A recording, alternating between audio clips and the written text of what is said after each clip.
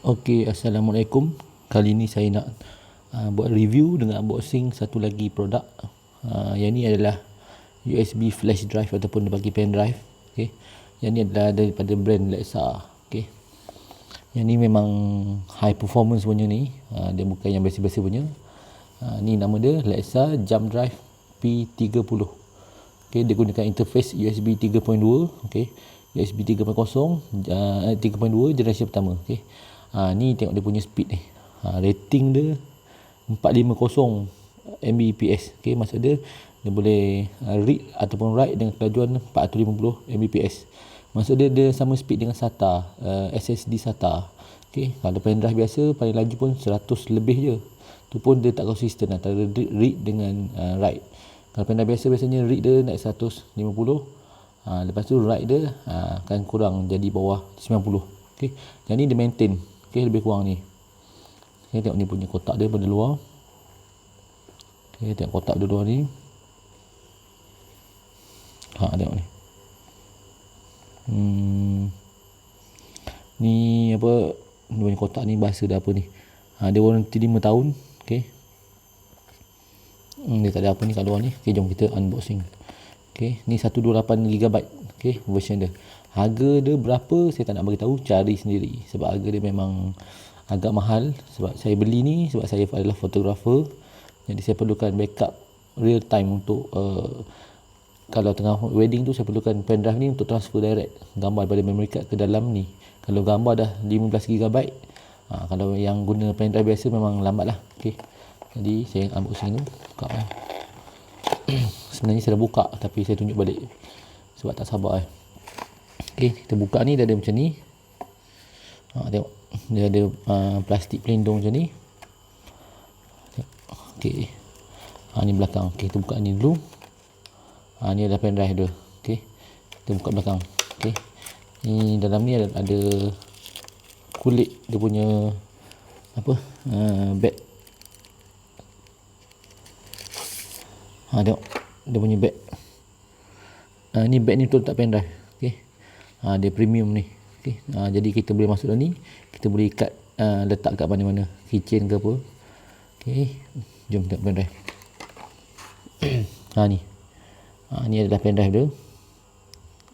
Dia agak berat lah berbanding pen drive biasa. Saiz dia tengok besar ni.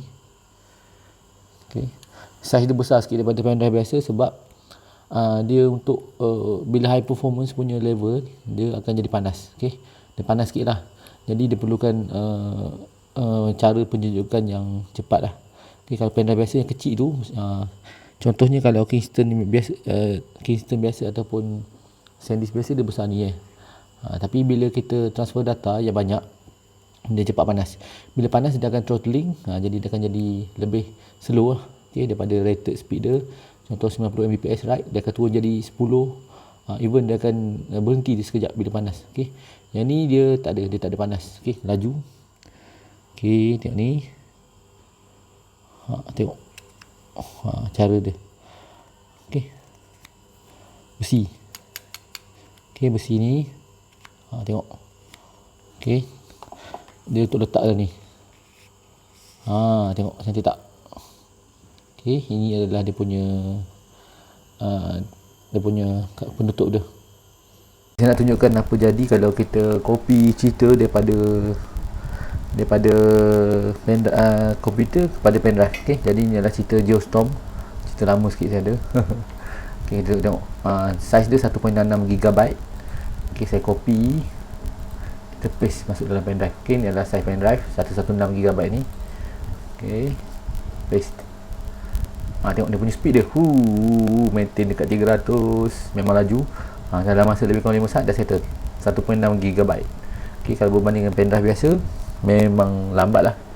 Okey, jadi saya tunjukkan benchmark untuk kebanyakan pen drive yang saya ada dengan SSD Samsung. Okey, ini adalah bacaan untuk pen drive ni, Lexa P30 ni. Ni read belah sini, ni write. Maksud dia read ni kita baca keluar daripada pen drive. Maksud dia kita copy data daripada pen drive tu ke komputer. Write ni adalah kita masukkan data daripada komputer ke pen drive. Okey, jadi dia punya speed ni memang laju. 400 lebih ni. Okey, Yang kecil rendah ni sebenarnya adalah random.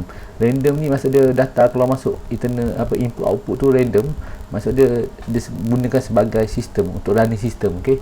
Sebab bila running sistem kita install software dalam pendrive, kita nak running kat komputer, data-data yang instruction yang diperlukan tu akan keluar masuk secara random daripada pendrive tu ke komputer. Okey, jadi memang pendrive ni walaupun dia tak bukan optimize untuk running system, tapi masih lagi laju berbanding pendrive lain. Okey. Tengok kita tengok Alexa OTG ni. Ni pendrive yang kecil, ada USB Type C dengan Type A, dia boleh sambung ke telefon. Tengok dia punya read, dia punya write. Okey. Laju juga ni, cuma bila dia kecil dia akan panas. Bila panas dia akan throttling, dia akan slowkan speed dia sampai satu tahap dia dah tak boleh tahan, dia akan berhenti kejap sampai kosong. Dia akan sambung balik bila dia sejuk perlahan. Okey. Jadi tengok ni punya random lagi slow. Okey, ni tengok SanDisk Flare. Jadi memang nampak cantik pendrive ni. Kalau search SanDisk Flare memang cantik dia punya design dia. Tapi tengok dia punya read dia tinggi, tapi write dia slow. Tu tak masuk lagi bila panas. Tapi dia tengok ni random ni slow. Okey. Memang slow. Okey. Ni Sony SD memory card. SD memory card ni memang standard dia memang macam ni. Untuk kamera ni tak ada masalah, dia tak ada kaitan. Ni memory card kamera. Yang ni tak payahlah, ni sama, ni special edition punya, sama macam Alexa OTG ni. Dia punya spek dia. Okey, ni saya tunjukkan, ni Samsung SSD 860 EVO. Yang ni saya gunakan memang SSD, saya guna SATA punya dalam komputer saya internal sebagai running window dengan software. Jadi memang laju lah. Jadi tengok dia random ni 3 lebih ni, sebab memang dia guna untuk optimize untuk running system. Okey. Tapi kalau tengok speed dia lebih kurang. Ni tadi 500 lebih, yang ni 400 lebih. Tapi memang Alexa P30 ni adalah flash SSD based flash drive. Okey.